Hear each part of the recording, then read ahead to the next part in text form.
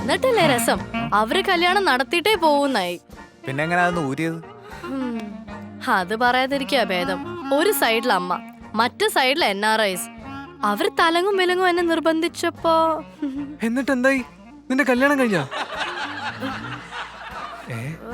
നട്ടുച്ചയാകുന്നതിന് മുമ്പ് എന്റെ കൺട്രോൾ പോയടാ. നിന്റെ അക്കൗണ്ടിൽ 7 അടി ബാക്കിയുള്ള കാര്യം മറന്നോ ടോണിക്കുട്ട? അല്ല, അത് പിന്നെ ഒരു കാര്യം പറയുമ്പോ ഇത്രയും ലാഗും ബിൽഡപ്പ് ഒക്കെ ഇട്ട് പറഞ്ഞാ ആരും ക്ലൈമാക്സ് കല്യാണമാണെന്നേ കരുതൂ. കറക്റ്റ്. പറ എന്നിട്ടെന്താ? ഒരു കണക്കിന് ഞാൻ തുറന്നു പറഞ്ഞു എനിക്ക് ചെക്കൻ ഇഷ്ടപ്പെട്ടില്ല.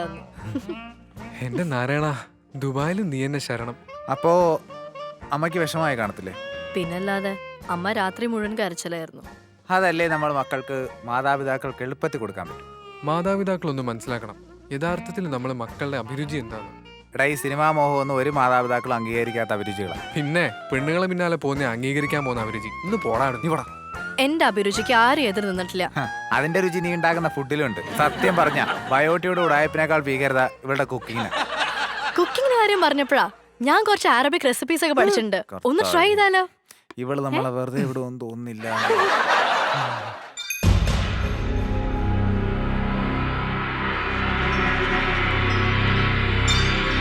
റോച്ചനെ നല്ല കളലക്ഷണുണ്ട്.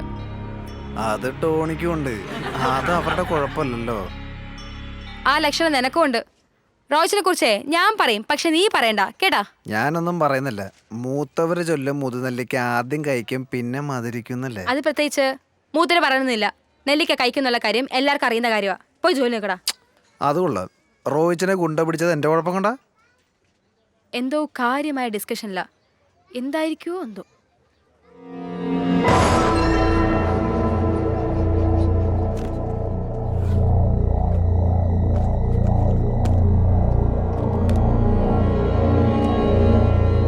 അതെന്താ പാക്കറ്റിനുള്ളിൽ ബോംബായിരിക്കോ? ചുമ്മാ ഇരിക്കടാ.